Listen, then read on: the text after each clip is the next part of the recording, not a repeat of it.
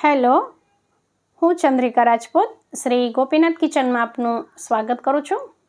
આજે આપણે બનાવીશું બિહારની ફેમસ ડિશ લીટ્ટી ચોખા, પણ બનાવીશું આપણે આપણી ગુજરાતી સ્ટાઇલમાં જ।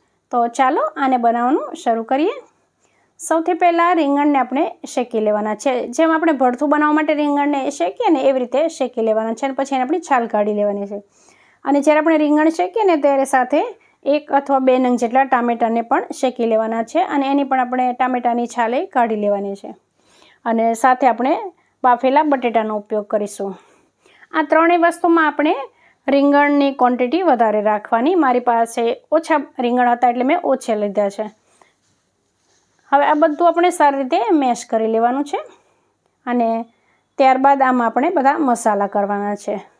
તો આમાં સૌથી પહેલાં આપણે સ્વાદ પ્રમાણે મીઠું ઉમેરી દઈશું અને ત્યારબાદ આમચૂર પાવડર અને 2 ચમચી જેટલા બારીક સમારેલા લીલા મરચાં ઉમેરી દઈશું।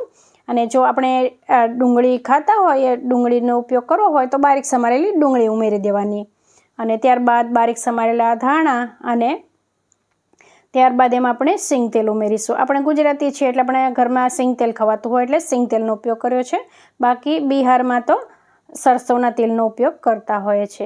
હવે આ બધું સારી રીતે મિક્સ કરી લેવાનું છે। આમાં ખાસ કરીને તમે રીંગણનું પ્રમાણ વધારે રાખજો તો જ આ સારું લાગશે। હવે આ આપણા લીટ્ટી સાથે ખાવા માટેના ચોખા તૈયાર થઈ ગયા છે। હવે આપણે લીટ્ટી બનાવીશું। તો એના માટે આપણે દાળિયા લેવાના છે અને આ દાળિયાનો આપણે પાવડર બનાવી લેવાનો છે।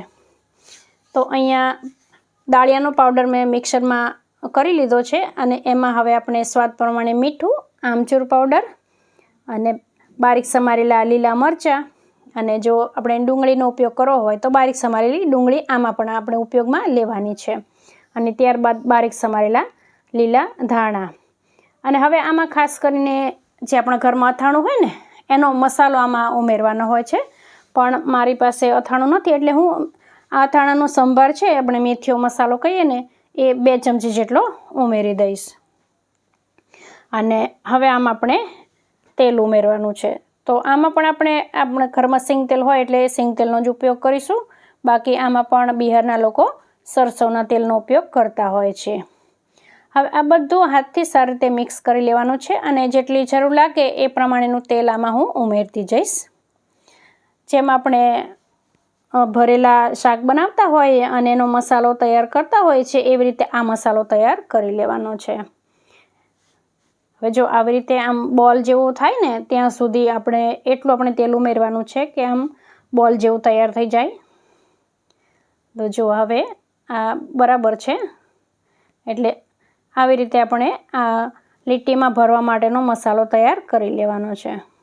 હવે લીટ્ટીનું બહારનું પડ બનાવવા માટે મેં લોટને બાંધીને રાખી દીધો હતો।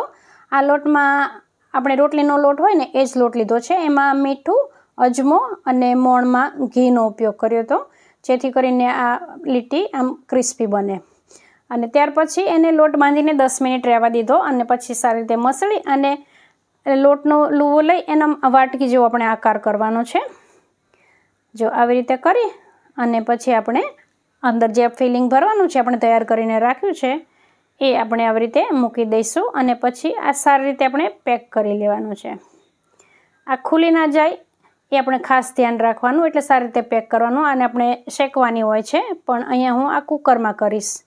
આપણે જેમ બાટી શેકતા હોય એવી રીતે શેકવાની હોય અને ખરેખર તો, પણ આજે આપણે આને કુકરમાં બનાવીશું। તો આવી રીતે આપણે બધી જ લીટ્ટી તૈયાર કરી લેવાની છે। હવે કુકરમાં થોડું તેલ લઈ અને પછી બાટીને આપણે આવી રીતે ફ્રાય કરીશું અને પછી આવી રીતે થોડીવાર ફ્રાય કર્યા પછી આ કુકરને બંધ કરી દઈશું અને ગેસની લો ફ્લેમ કરી અને 5-7 મિનિટ રહેવા દઈશું। અને જો આવી રીતે આપણે તળી લેવી હોય તો તળીને પણ ઉપયોગમાં લઈ શકાય। બાકી તો આને આપણે જેમ આપણે દાલ બાટી સાથે ખાવાની બાટી બનાવતા હોય એવી રીતે શેકીને જ બનાવવાની હોય છે અને પછી એને ઘીમાં ડુબાડવાની હોય છે। તો જો આવી રીતે હું બાટીને આવી રીતે ગોળ ગોળ ફેરવી અને થોડીવાર માટે કુકરને બંધ કરી અને થવા દઈશ। 5-7 મિનિટ જેવું આને થવા દીધા પછી હવે આપણે કુકરને ખોલી લઈશું અને પછી જ્યાં હજી આપણને કાચી લાગે આ લીટી તો ત્યાં એને આપણે આવી રીતે ફેરવી અને બધી બાજુથી એકદમ બ્રાઉન કલરની થાય ત્યાં સુધી આપણે કરી લઈશું. તો હવે અહીંયા મેં આ એક ડીશમાં બધું સર્વ કરી લીધું છે. તો આપણી લીટી ચોખા અને એની સાથે ખાવા માટેની ધાણાની લીલી ચટણી પણ બનાવી દીધી છે. આ લીટી ચોખા એની ઓરિજિનલ રીત બનાવવાની તો અલગ હોય છે, એમાં સરસવના તેલનો ખાસ કરીને ઉપયોગ થતો હોય છે, પણ મેં બનાવી છે સિંગ તેલમાં. તો આપણે આ થોડી ગુજરાતી સ્ટાઇલમાં બનાવી છે. તો જો તમને આ રેસીપી ગમે ને તો જરૂરથી આવી રીતે ટ્રાય કરજો. ફરી મળીશું આપણે એક નવી રેસીપી સાથે.